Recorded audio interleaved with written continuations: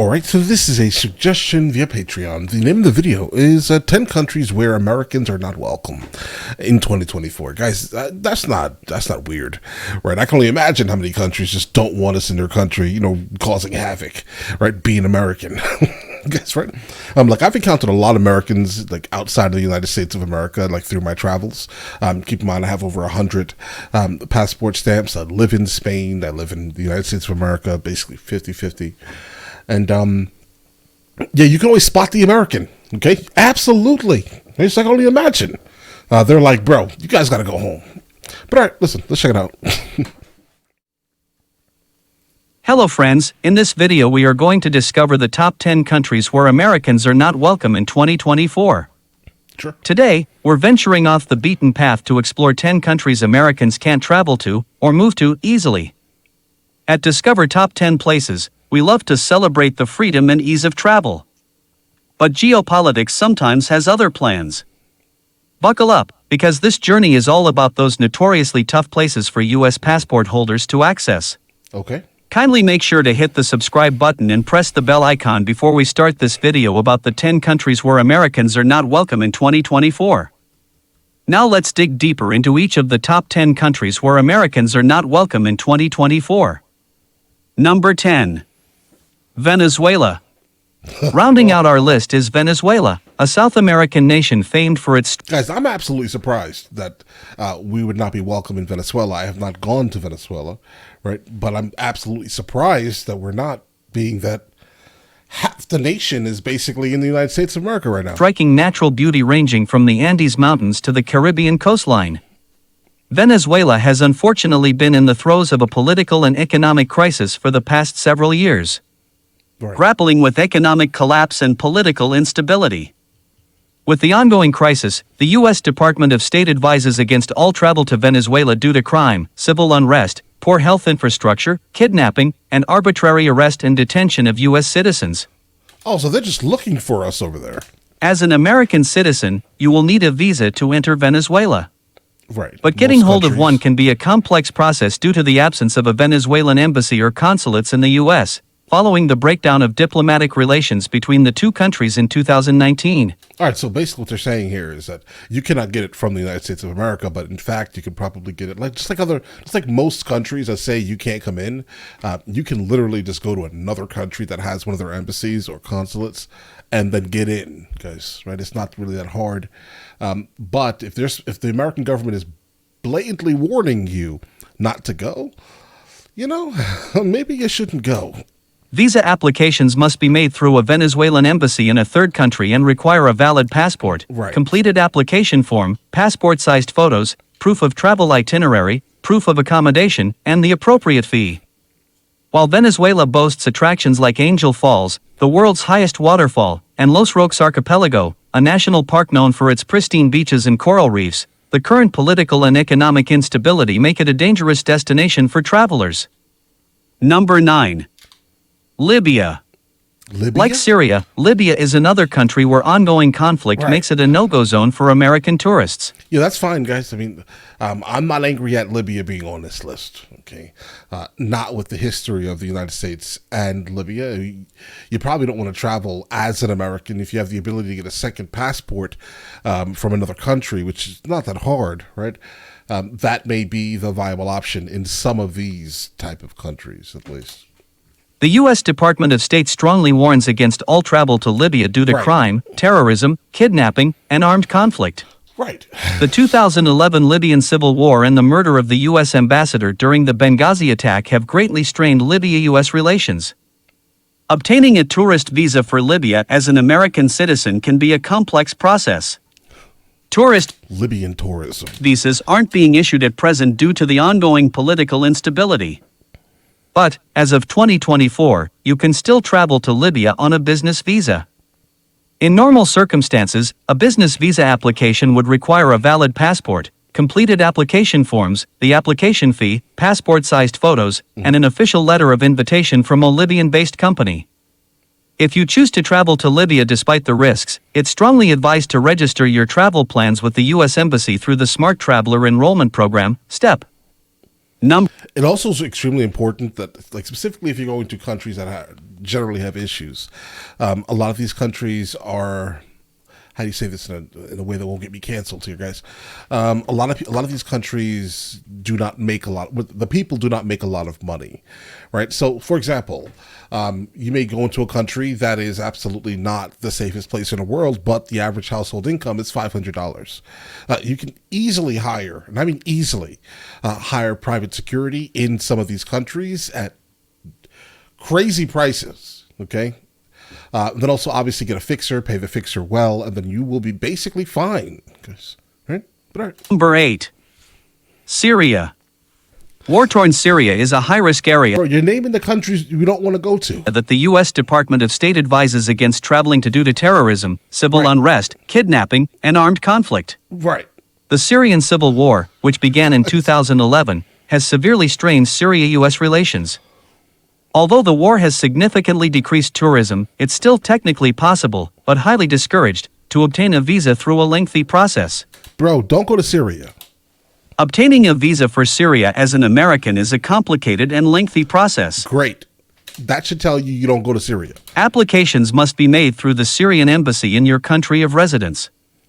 In the case of the U.S., this is a challenge, since the Syrian embassy in Washington, D.C. suspended operations in 2014. That's fine. So you'll have to apply through a third country that has a functioning Syrian embassy. Right.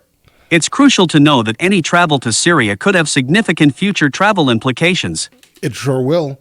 Like, guys, be careful with trying to get into certain countries. I mean, you can easily get a duplicate passport. I'm telling you.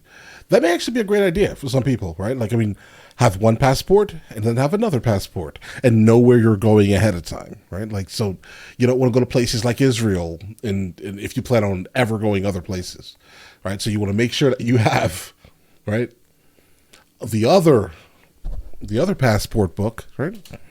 For instance, having a Syrian stamp in your passport could result in being denied entry to other countries. Absolutely. It's worth noting that while Syria boasts a wealth of historical and cultural sites, including the ancient cities of Damascus, Aleppo, and Palmyra, the ongoing conflict has led to extensive damage and destruction. Right. I'm surprised they're still standing, to be honest. The dire situation has resulted in a humanitarian crisis, and the safety and security conditions are extremely volatile. Yeah.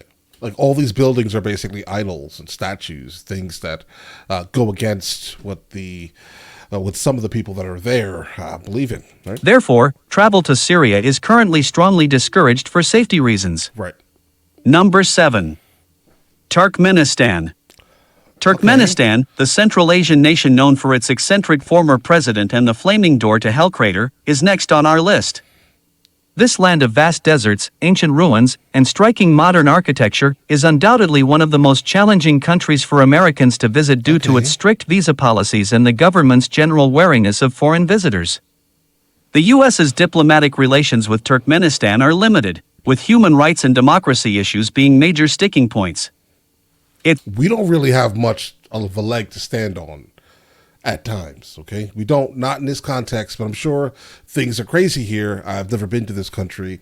I've never even attempted to go to this country, right? So we don't really have much of a leg on when we start talking about, human rights issues where there's still a bubonic plague in the United States of America in certain places. You have people living at 10% the poverty limit in certain places in the United States of America. There are starving children in the richest country in the history of the earth, right? The UN is not able to actually function in the same way it does in other countries. So we don't really have a leg to stand on when we start talking about human rights issues, guys, all right? Its stringent visa process is a legacy of its Soviet past and present-day autocratic rule. Unlike many countries that offer an online application process, Turkmenistan requires you to apply through an embassy or consulate. In the U.S., this is the Embassy of Turkmenistan in Washington, D.C. The requirement for a letter of invitation often proves the most challenging part of the visa process. You have to know somebody. You'll need to arrange your tour through a Turkmen travel agency, which will then apply for the letter of invitation on your behalf. The process can take several weeks and approval isn't guaranteed. Guys, there's like no one on those streets. Be prepared, the embassy could deny your application without any given reason. Independent travel in Turkmenistan is almost non-existent. Most tourists are required to book a guided tour for the duration of their stay. The only exception to this rule is a transit visa, which allows you to travel through the country for up to 5 days, but even this requires a detailed itinerary and is often rejected. Upon your arrival in Turkmenistan, you'll need to register with the State Migration Service within 3 days. This is typically handled by your tour operator. Okay. Failure to register can result in fines and complications when trying to leave the country. Complications. That means they're going to arrest you, bro. Despite these challenges, Turkmenistan offers unique attractions for the intrepid traveler. Okay. Like? Number 6. Saudi Arabia. Saudi Arabia used to be a tough nut to crack for American All right, so this is in fact a country that I have been to. tourists, due to its restrictive visa policies. The country, governed under strict Islamic law, had traditionally limited visas to business travelers, Hajj pilgrims, and family of residents. But in 2019, Saudi launched a new tourist visa to attract foreign visitors as part of its Vision 2030 program, aimed at diversifying its economy beyond oil. In a significant break from its past restrictive policies, Saudi Arabia now allows Americans to apply for a tourist visa online. The application process for the e-visa is relatively straightforward and quick. Applicants need to fill out an online form, submit a passport-sized photo, and pay a fee. The visa, valid for 1 year, permits multiple entries with each stay up to 90 days. Despite this, women... I'm going to tell you how most people do it. Specifically, whenever they give you a visa that lasts for that long, you can say, yeah, sure, stay 90 days. And what a lot of people do, specifically in places like this, guys, Saudi Arabia is amazing. Okay. So far, one of the best countries on this list, guys, I'm telling you, right, as of right now. Don't get me wrong, things get a little weird, right, for specifically if you're looking at it through the lens of specifically the West. But they have no crime, guys. Can we say we have no crime? No, they can, guys, right? I understand.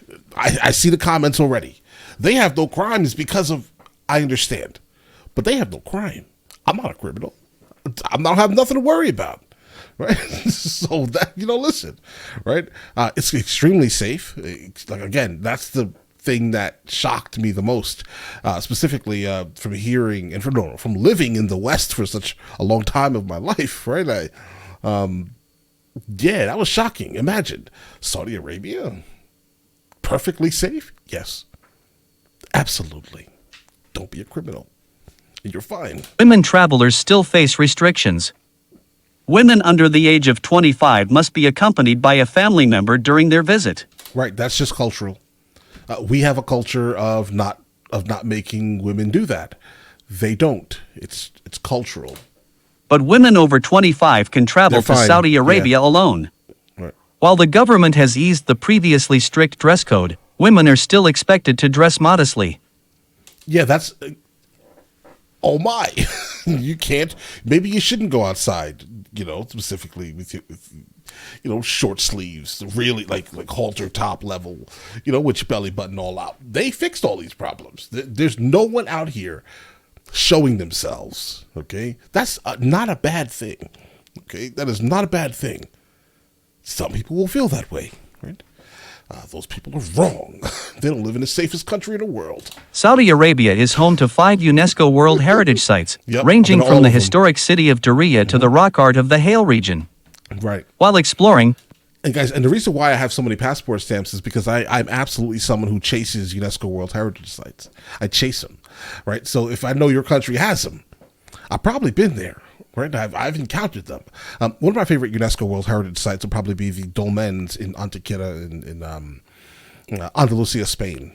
Honestly, guys, check this old structure out. Doesn't make sense. We didn't build it. When I mean by we, I mean the human race, as in the current Homo sapiens, did not build this thing. Someone else built it.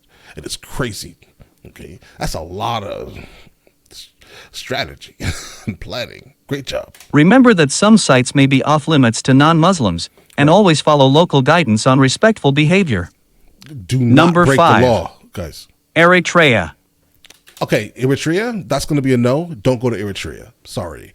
If you want to go there for like some old, like Italian, structures or like some crazy pasta, right? You can do that, right? Because I mean, Italy basically invaded this country, and now their culture is like Italy in Africa, guys, right? East Africa, right above Eritrea, no, Eritrea, Ethiopia. Eritrea is a hermit kingdom, basically similar to North Korea. It is absolutely a place you really don't want to go. The citizens are not. Listen, you can go. I'm sure this guy's going to say you can't go, but in fact, you can go. All right. Just understand the people you're seeing, as in the citizens of this nation, are absolutely under North Korea, like, daily life, let's say. On the Horn of Africa, we find Eritrea, often dubbed the North Korea of Africa due to its reclusive policies and autocratic governance. The U.S. and Eritrea have a strained relationship due to various issues, including Eritrea's human rights record and detention of U.S. Embassy local employees. Right. But we take a lot of their citizens in as refugees, though. These people that are coming from Eritrea are, in fact, refugees. Okay? In fact, refugees. This is fine. I'm not angry at this one here. Obtaining a tourist visa for Eritrea is notoriously difficult, with approval often arbitrary. Even just show up at the border. With all required documents, there's no guarantee of approval. Right. It's also worth From noting Ethiopia. that the processing time can be quite lengthy, often taking several months.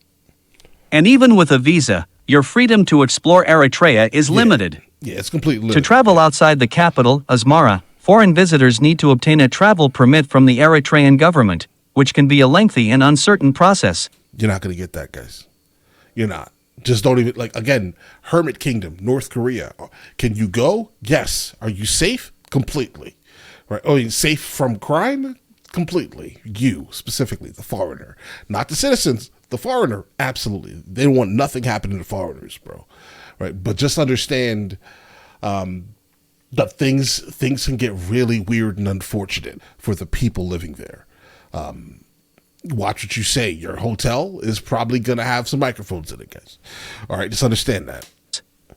Often, these permits are only granted for certain tourist-friendly areas, and traveling beyond these areas can result in fines or other penalties. You're going to jail. While the process to visit Eritrea is undeniably challenging, those who have ventured there often speak of its unique appeal, from the Art Deco architecture of Asmara to the stunning landscapes of the Dahlak archipelago. Bro, it's beautiful. Number 4. Cuba. Okay. Although relations between the U.S. and Cuba have thawed... Yeah, guys, Cuba is super easy nowadays because, again, just be safe. Right? Slightly over the years, travel restrictions persist. A relic of the Cold War, the U.S. embargo against Cuba, known as El Bloqueo locally, prevents American tourists from visiting purely for tourism. But Americans still can visit under one of the 12 authorized categories. These include family visits, journalistic activity, professional research, religious activities, public performances or competitions, and the most commonly used, support for the Cuban people.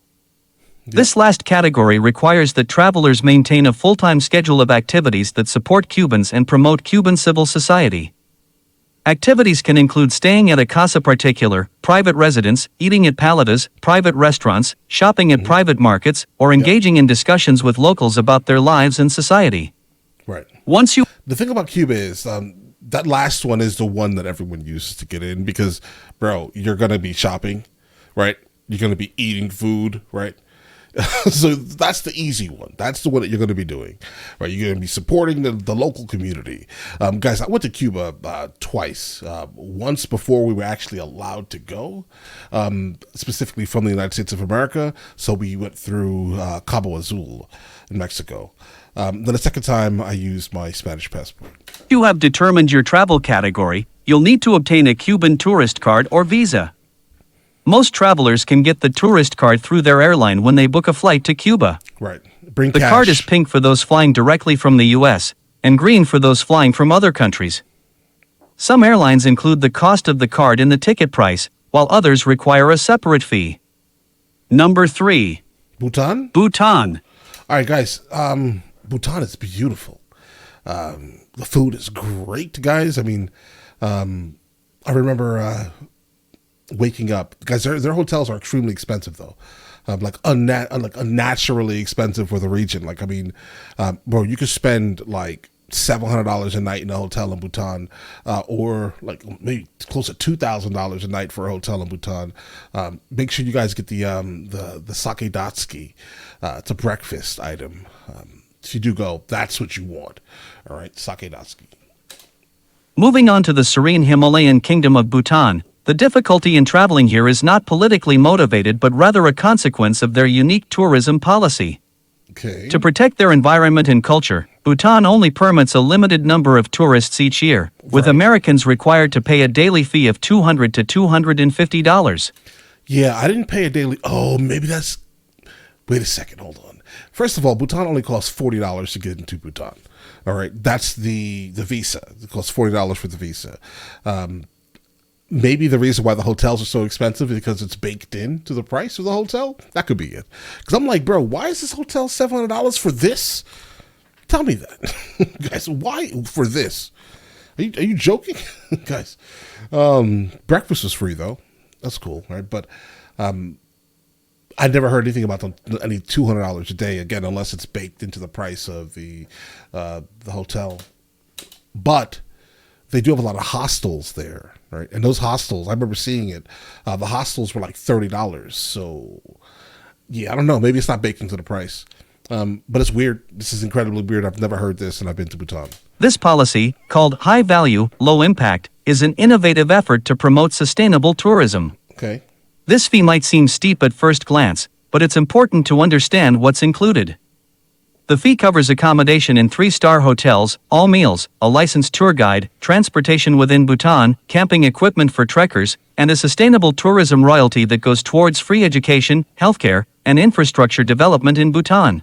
Okay. Essentially, it's an all-inclusive package, contributing directly to the country's welfare. That's cool.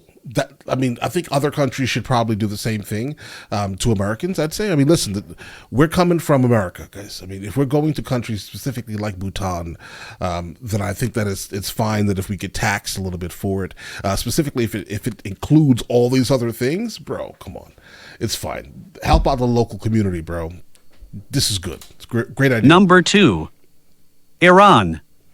Next up is Iran, a country brimming with historical sites and warm hospitality, but fraught with diplomatic hurdles for Americans. Right. The 1979 Iranian Revolution led to strained relationships between the two nations, with the U.S. Yeah, guys, because we used to be best friends with Iran, guys. Guys, we helped build most of their cities. Keep that in mind. We used to be close friends with them. Then that happened. imposing heavy sanctions on Iran over nuclear disputes. Right. Traveling to Iran isn't impossible, but you'll need to book a guided tour and undergo a lengthy visa process. Only if you get it from America, though, right? Like, yeah, the visa process is absolutely long if you specifically get your visa from the United States of America. Bro, get it from another country. I'm telling you. Some places don't like us. And the only way to get in without all the nonsense is if you get it from another country. Diving into the intricacies of traveling to Iran as an American, the journey begins even before setting foot in the country. The process to get there is anything but straightforward. Independent travel in Iran isn't allowed for U.S. citizens. All travel must be part of an organized tour led by a government-approved guide. Your tour company will provide a detailed itinerary for your stay in Iran. This itinerary is not only a requirement for your visa application, but it must also be strictly followed, leaving little room for spontaneous exploration. Guided tours of Iran can range from general cultural experiences to more specific interests such as culinary or adventure tours. Food is great. Number 1. North Korea. Yeah, that's fine, bro. North Korea? I'm fine. I'm fine on never going to North Korea. I'm absolutely fine. I'm completely satisfied with what I've experienced in Korea. I'm absolutely satisfied with the crazy corn dogs with the cut up hot dogs in them, and then they bake them together, and then they give you like a slither of ketchup on top of it, guys. I'm fat, okay? My experience traveling the world is mostly eating and looking at UNESCO World Heritage sites. That's my experience, guys. All right, I like the food. Okay, so you go to South Korea. On any of basically the streets where you see a lot of people walking, all right, and they make these like hot dog with like cornbread on the outside, but before they actually cook it fully, they put like crinkle fries into the actual like breading of the corn dog. It's, bro, listen. Yeah, memories, guys. That's what you want, all right? A South Korean corn dog. All right. Top of the list, we have North Korea, or as it's officially known, the Democratic People's Republic of Korea, DPRK. Yeah. Prior to 2017, a few brave souls could visit North Korea through guided tours from China, via direct flights from Beijing, or over the Yalu River by train from the border city of Dandong. North Korea's isolationist stance, the result of a political doctrine called Juche, along with ongoing tensions with the US, largely contributed to the travel restrictions. But now, North Korea is top of the list for countries Americans can't travel to easily. Okay. The current travel ban started with the heartbreaking and cautionary tale of Otto Warmbier, a young American who experienced the severe consequences of this nation's rigid political system firsthand. Yeah, they let him go. They let him go. He got on a plane. He got home and was gone. Whatever they did to that man, whatever they did to him, they broke him. He was broken. Warmbier, a University of Virginia student, visited North Korea as part of a guided tour in late 2015. In early 2016, he was arrested at Pyongyang International Airport while attempting to depart. The North Korean government accused Warmbier of committing a hostile act against the state by allegedly attempting to steal a propaganda poster from his hotel. After a 1-hour trial, Warmbier was sentenced to 15 years of hard labor. Now, Americans wishing to travel to North Korea must obtain a special validation passport from the U.S. Department of State, only issued under very specific circumstances, such as for journalists covering the region or for humanitarian aid workers. Right. Well, and see, and this is the thing here, guys. Like, if I actually wanted to go to North Korea, I definitely could, but I would not use my American passport. Right? Under no circumstance would I do that. That's just not happening. Because I don't want them looking at me crazy, okay? Or they're like, "Oh, you American? I don't trust you." Right? The same thing with Russia. Like when I went to Russia, I literally used my Spanish passport. I'm not doing that. I'm not dealing with that nonsense. For what? They're like, "Oh, it's Spain." Okay. That's all we have for you today. Thanks for watching. If you enjoy... Guys, this was good. This was a fun one here. This is, a lot of memory lane stuff. I do appreciate the suggestion. Seriously. This is definitely memory lanes for me. But all right, listen, you guys all have an absolutely amazing day. Enjoy your day thoroughly. Guys, before we go, are you guys subscribed to the other channels? Logical Movie Reviews with Mr. L. Boyd along with Mr. L. Boyd Music. Both are found in the description. Check it out.